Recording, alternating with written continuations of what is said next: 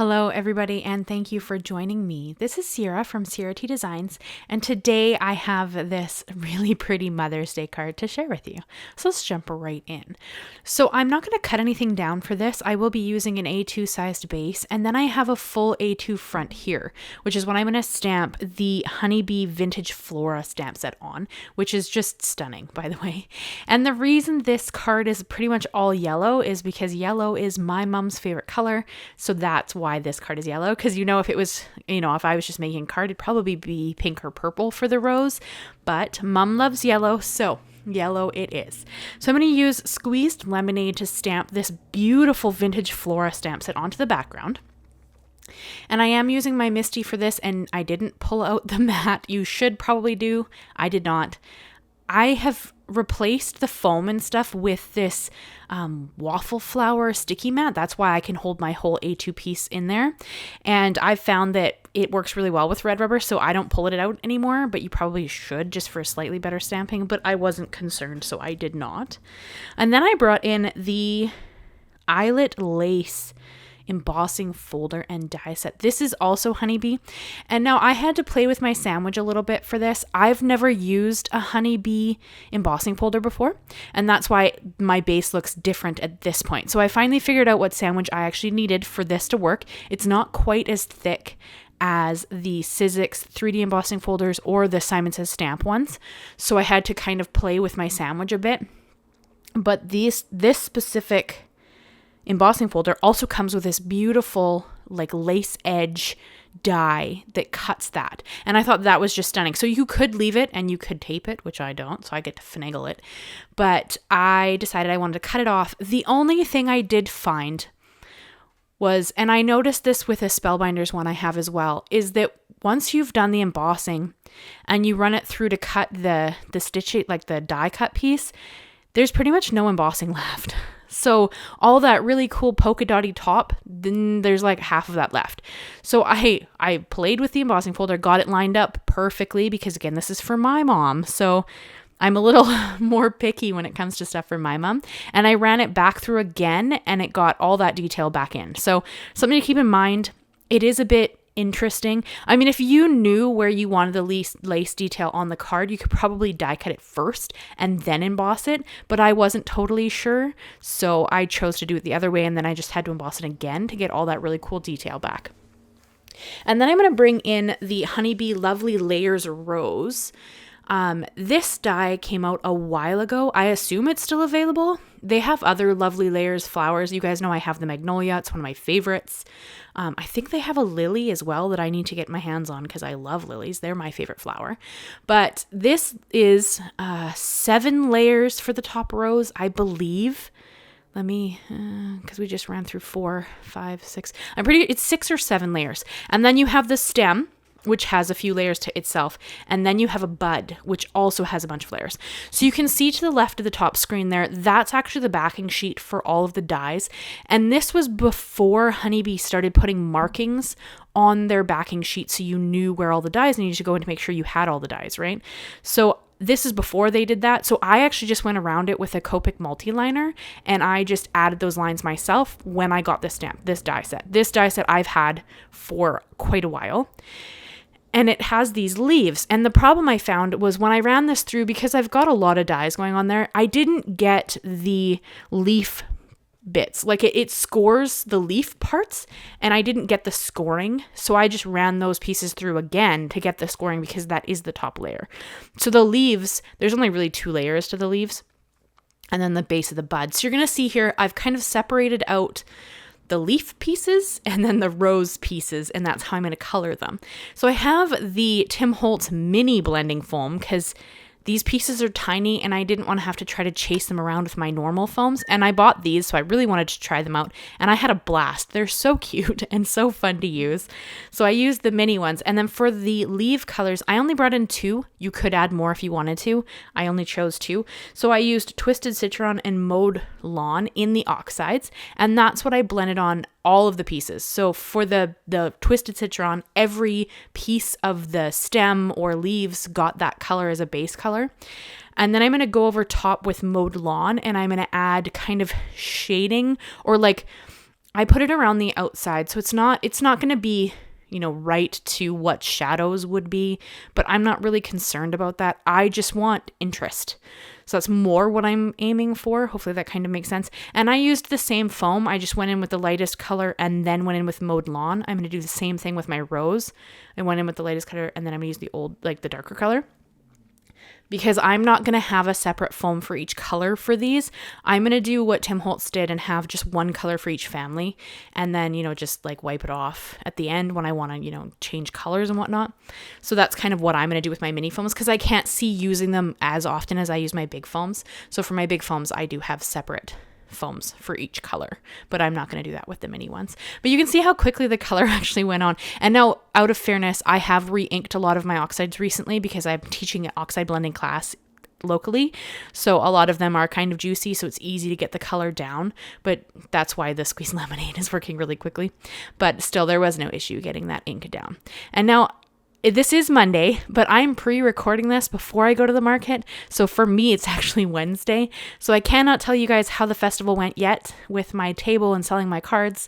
I have a vlog coming up where I go through all of my setup and I'm going to go through, how the market's going to go. It's a festival, not a market, and all of that stuff. So watch out for that if you're interested on how the festival is going to go for me and my table. But I can't tell you yet because sadly this is early for me so that I can get this all up and ready to go before I go to the festival. So I'm not worried about making videos while I'm there. Other than the one I'm going to record for my vlog. So for the rose colors, I use squeezed lemonade as the base because again, Mom loves yellow. And then I'm going to use mustard seed to kind of add some depth to the rose. Again, if you wanted to, you could bring in a third color, especially on the rose. I'm a little bit sad I didn't. I almost feel like I should have just to darken the base a touch more, but I didn't, and I think this card still turned out stunning, so I'm not concerned about it. But I chose to focus the dark color, the mustard seed, on the bottom of the rose, trying to give it more depth. So it would look like the darkest area was the base of the rose, and then the lightest area would be like the petals at the top. That's what I was thinking, so that's kind of what I went with. But I do wish I had added just like a slightly darker color at the bottom, just to give it a touch more depth. And you can see here I have my rose laid out in how it goes on with the layers so that I knew that, you can hold them together and you're going to see it. It's obvious because it gets smaller each layer, right? So that some of the layer on the back shows through. And now you probably don't need to color the whole flower petal in this, but I found it easier to just color the whole petal and then not worry about missing what was going to be layered over top. Because some of them, like this piece, has like kind of peekaboo pieces, right? So you're seeing some of the color behind, and that's why I wanted variation. And of course, Ember, being my orange kitten, had to come and check it out and see if I built my rose properly and if she approved of the colors, which she seems to have, so that's good. So of course, she's gonna take the frame. There we go. She pulls the focus of the camera when she's there. So that is how I kind of did the coloring for that. And then for the leaves, there's actually only 2 layers of leaves. There is the base, the stem that cuts everything, and then there's 2 leaves that go on top, and those are kind of all the detail you get there. So the stem is really easy to put together because it's not that many layers. It's just the rose that has a lot of layers. But as I said, honestly, it gets smaller. So it's pretty easy to see where the layers need to go and how they go together. So I didn't have any issues with it. I have made this once before. For whatever reason, I guess I thought that it was tedious, so I haven't really used it much. But after sitting down and doing it this time, it's not as bad as I seem to think it is in my head. I tend towards the magnolias a little more just because I find that they're a lot less layers. There's like 3 layers to them or something, so they're not as intimidating. But honestly, after rebuilding this time, they aren't that bad. So I don't know why I've been putting it off. So hopefully this is still available. If it is, I will have everything linked and listed down below like I always do. If it isn't, I'm not sure if there's a company making an alternative. There's lots of flowers on the market.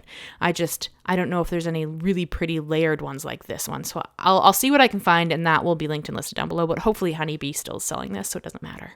And then for the little bits of leaves that kind of went on there, I did pop the base of them up a little just to add a little more interest. And then of course, because this is me, I had to add some glitter. So I went over the rose with this clear glitter pen just because I like shiny things, and I'm making it so mom gets shiny things because I'm the one making it. But I like a little bit of glitter. So I ended up covering pretty much the whole rose and the little flower bud in some glitter just to add a little bit of interest. And then I brought in my white gel pen, and this is really just to add some highlights. They're really subtle. You can't see them well until I hold the card up at the end, but I feel like it just gives the card a little bit more life. Like the image, and they're not exact to where a highlight would fall. That's not my concern here. I focus on that when I draw, but I don't focus on that when I'm making cards. And so I'm more concerned about just adding some interest, and that's kind of where I'm thinking about when I'm doing this, what I'm thinking about when I'm doing this. And with the rose, I put the glitter down first, because if you put the white gel down first, the white glitter will like smudge it and get rid of it. So you can't see it. So if you want to use both, just make sure you use the glitter first. The white gel will go over top of the glitter, no problem. But the glitter will like eat the white gel. So if you want it, you just got to do it kind of that order. And then I wanted a little bit of interest between the panel and that little like lacy bit.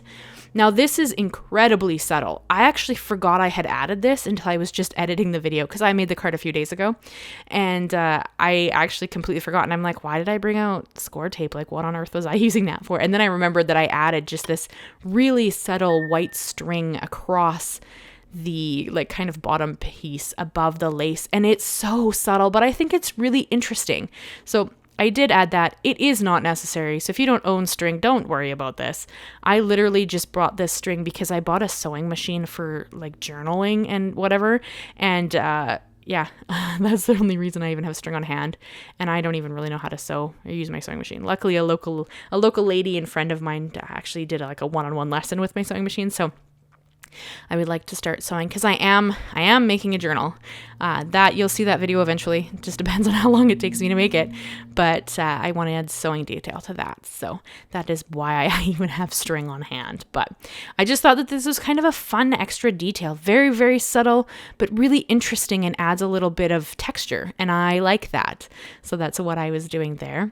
So I'm going to add some I was going to say 3M. It's not. It is Big Mama foam tape to the back here, just because I wanted to add a little bit of depth. This is very thin. This foam tape is like 1/16 of an inch. Like it's tiny, like very, very thin. And I love that because it just adds a little bit of dimension without giving you a ton of bulk, which is one of my like favorite ways to add a little bit of something interesting. And then of course I had to stamp Happy Mother's Day. Sadly, this stamp set is not available anymore. It was a paper rose one I've had for a while, and I just like the fonts, but it doesn't exist. So it's just whatever Mother's Day stamp set you have that you like would work. I'll see if I can find an alternative for it. But yeah, sadly, that one is no longer available. And then I needed to line this up. Now you have to remember that this is the full size of a panel. All I've done is cut off that little bit of the base, and I was struggling to get it lined up. So I remembered that this was a trick I think I seen Christina Warner do a while ago, and you just use your like scoring tool to kind of push it in the corner so you can line it up because it is A2 sized. So I thought that was kind of neat. I've never used that trick, but I did see her do it. I'm pretty sure it was her a while ago, and I thought that was kind of a fun way to make sure I lined it up properly. And then I'm just going to adhere all of my layers down. So I did use an acrylic block just to make sure that it adheres because the background is fairly textured with all those polka dots. And then I'm just going to tuck the little bud into kind of behind the rose just to add a little more interest and fill out the top. And of course, because this is me, I had to add some pearls to this little rose design. I am a more is more style crafter, and I have to like limit myself, but because this is for my mom, I can pull out all of the stops and just be super excited about it, which is what I did. So this is the card I have for you guys. I hope you enjoyed it. I hope you will leave me a like, leave me a comment, and consider subscribing if you haven't already. I do new videos every Monday and Thursday, and we are adding lives to the channel, and of course vlogs are coming back, as I said, with that festival vlog being the first one back. So thank you so much, guys. Leave me a like, leave me a comment, and I cannot wait to see you again very soon. Bye-bye for now.